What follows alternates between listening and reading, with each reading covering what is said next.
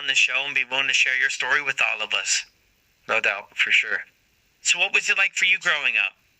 The beginning stages of my life were pretty interesting. I was born into addiction. Both my parents were drug addicts and alcoholic. I lived with them probably for only 3 years of my life, and then I spent the rest of my time bouncing around family members. I was given up to my family. Luckily for me, I wasn't given up for adoption or anything, so I was able to stay within my family.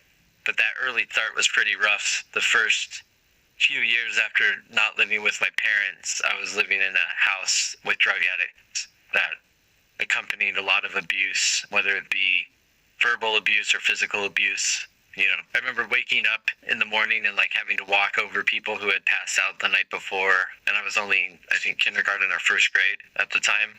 So it was a lot of just taking care of myself, having to grow up quick. And I think in hindsight, I thought that would be the factor that would steer me away for using any sort of drugs or alcohol, when in fact, I think it ended up being one of the main reasons why I ended up using, was to try to escape all those memories. Yeah. Wow, Yeah. man. So things started for you fast. And where were you born at? I was born and raised in San Diego, California. I lived there for about 18 years with different family members. Eventually, I ended up into a good home, but I think at that point, the traumatic experiences that had already happened had already settled in and started to take its toll on me without me even realizing it in that moment. Yeah. How did your school life look for you early on? It's funny because when I was younger and I was living in a household without structure, I tended to do better in school. I think because that's where I found positivity. And then when I found myself in a home that was loving and caring, I fell off from school. So I didn't really push myself. And it was also odd because I would excel at things like math and science, but yet fail the easy classes like food or PE. You know what I mean? I just wouldn't apply myself there for whatever reason. I was a roamer type, which is fitting because I was a roamer by nature, by being given up by my family. So I wasn't really a part of any certain clique. I just had 3 good friends, and we just roamed around the school, commingled with everybody. We were, skater punks, potheads. Didn't think I would ever fall into that category. Like I said, I didn't think I would ever use any sort of drugs or alcohol, and then I did. Yeah. It's interesting, too, with the way that things were when you were born and those experiences. I mean, at what time did you realize that the way it was for you was maybe different than some of your peers? You know what I mean? The way you were being raised or you were coming up in the world. Oh, yeah. I mean, a lot of that was just seeing my friends' families who had both parents and seemingly happy homes. I don't really know what their homes were like behind closed doors. Some of my friends, my close friend, came from divorced homes, which was similar, being raised by single moms for the most part. But mine was different because I was being raised by my great aunt. So, my friends would come over and I would be calling her my aunt rather than my mom.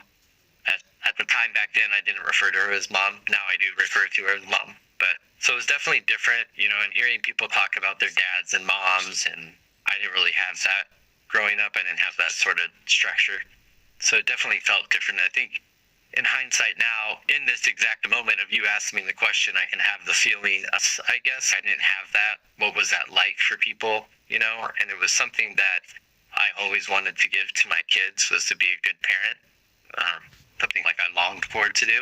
Yeah. So where do you go as you venture through school, and when do you get some stability in the household? When does that start for you? Yeah, so I would say probably around 5th grade, 6th grade, I ended up in a good home being raised by my great aunt. And that was a blessing. She had already raised her kids. She didn't really have to take me in. She had 2 daughters and a son. 2 out of the 3 of those kids also struggled with addiction, and she had already had her hands full and did her part, so she didn't really have to take me in. I just got lucky. My cousin ended up seeing me in the home that was full of drugs and had went to her and said, "Hey, I think we need to help him." And they ended up taking me in, and that was awesome. I went from like the dirty grime household to, in my world, it was a mansion, when really, I didn't live in a mansion. I lived in apartments, but it was way better than what I had came from. And there was love, but, I didn't really know, I think, younger, how to accept that love, because I wasn't used to it. I spend a lot of my time now trying to tell my mom how much I appreciate what she did for me and how much I love her, because back then I think I took it for granted. I was a punk kid, and she always says I was a good kid, but I know reality. Like, I was out roaming around making all kinds of trouble. So it was hard for me to accept, and I think part of the reason why I fell into drinking so much was because I wouldn't allow myself to let any sort of happiness in. I just didn't think I was deserving of it. Like, why would I be deserving? My own parents didn't want me, Like, what makes me able to be happy?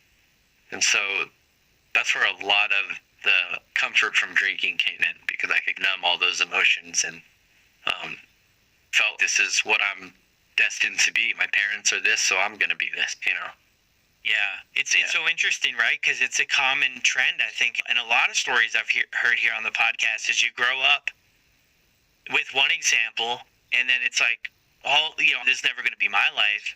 And then later down the road, we find out that's the path that we're on as well, in one way or another. I mean, shaped a lot differently in our own way, but yeah, it's that thing. And I can only imagine how that would play out, right, with your parents, and you feel like that rejection so early on with that, with your parents, and then maybe seeing that through friends and through other people, how they're, connecting as a family, and, just longing for something like that. And like you mentioned too, for you being a parent, it was like, okay, I want to do this differently. Did you ever talk with your folks throughout all of this, like up to high school or these years?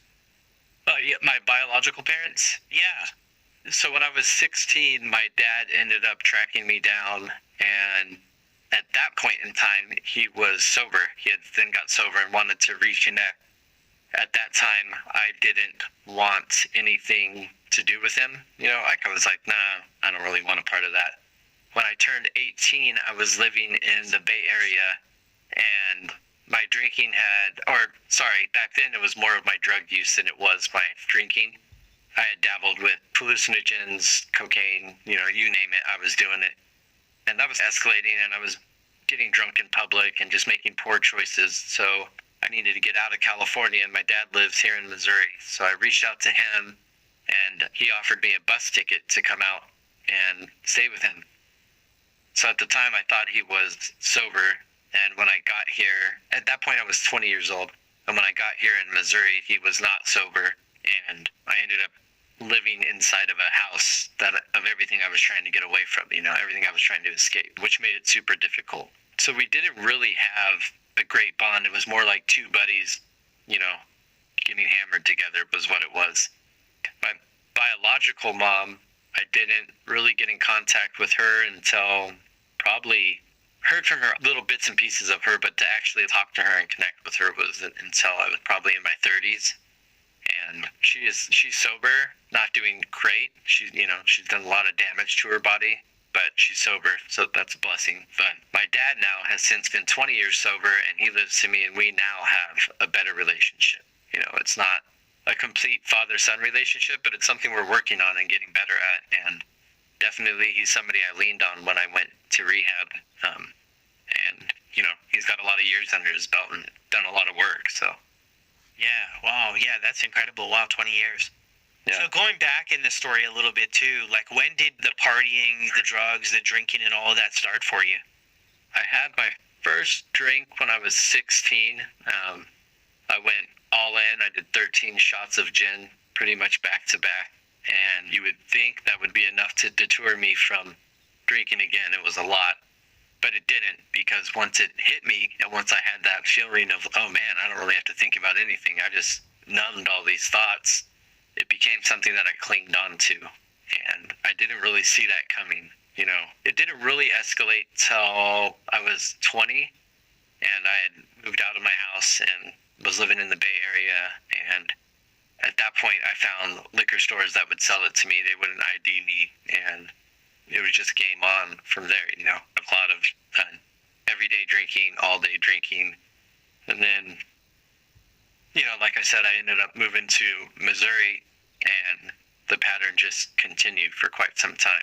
I'd say for at least 20 to 22 years of pretty consistent, almost everyday drinking. Yeah. Yeah, so 22 years. So when